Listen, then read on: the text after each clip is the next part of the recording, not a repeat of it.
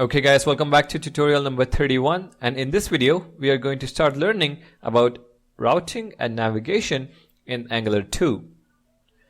Now any Angular application you build is going to have multiple components, and each component is going to probably have its own view.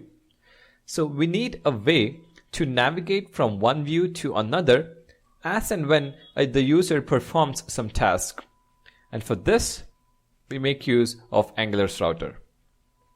Now, I know that we did learn about services already, but I'm going to try avoid using services to fetch data as much as possible because I really want to focus on learning the concepts of routing and not be worried about how data is going to flow between the components.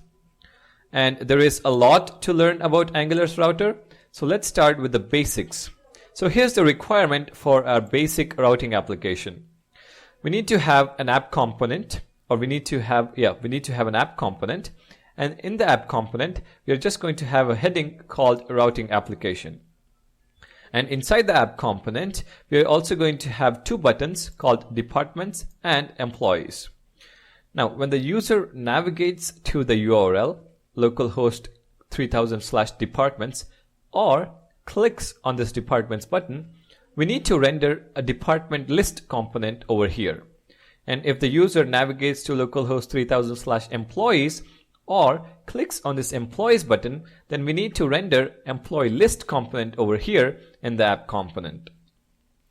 So now that we have understood the requirements, let's see how to put this into code. Now so I have a basic application. We have the app module, which is the root module of our application. We have the app component, which is the root component of our application. And we just have an h1 tag that says routing application. And then we also have the two components that we need to display, department list component. And this just has an h3 tag with department list. And then the employee list component, which just has h3 with employee list. And if I run this application right now, all we are going to see is routing application, which is from the app component. Now to work with Angular's routing, the very first step we need to do is set the base tag in index.html. So let's go over here, and in index.html I have set the first child to this head tag as base href is equal to /.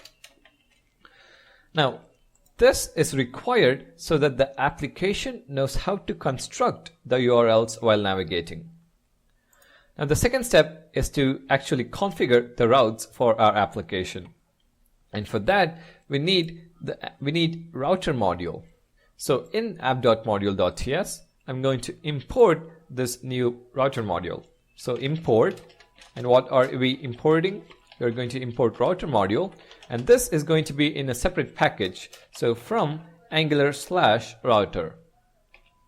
Now since we imported this, I'm also going to have this in this imports array, and I'm going to move this into separate lines for better readability. So over here I'm going to specify router module, and the way we configure routes is right here in the imports array.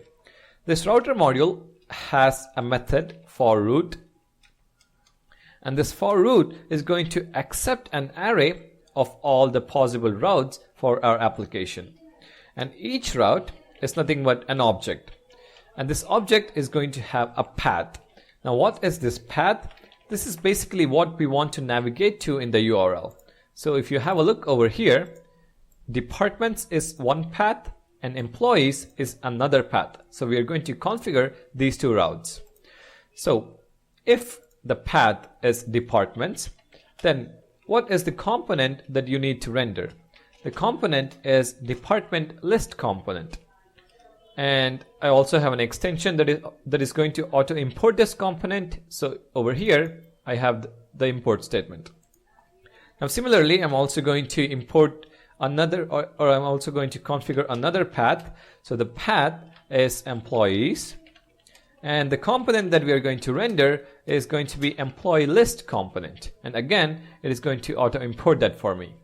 So let me just cut this and paste it over here because I want the module first and then the components. All right. So since we are making use of these two components, I also need to include this in the declarations. So over here and then over here.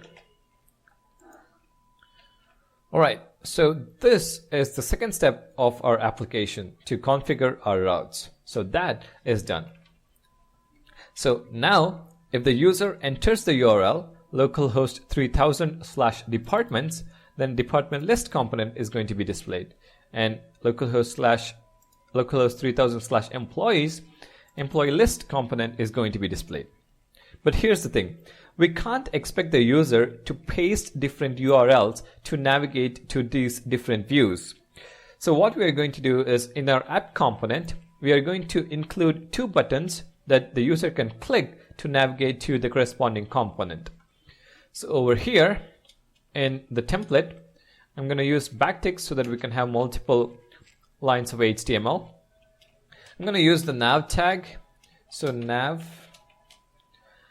And then I'm going to use, let's see, we're going to use the anchor tag. So anchor tag. And what is the text? I'm just going to say departments and then close the anchor tag. And another anchor tag. And I'm going to say employees and close this anchor tag. Now, whenever we declare the router module over here, we also get access to all the directives that Angular's router supports.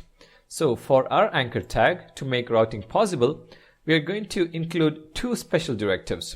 The first one is RouterLink directive. Now, this is going to specify the path that we want to navigate to. So when I click on departments button, I want to navigate to the departments path. So this right here, departments. So departments.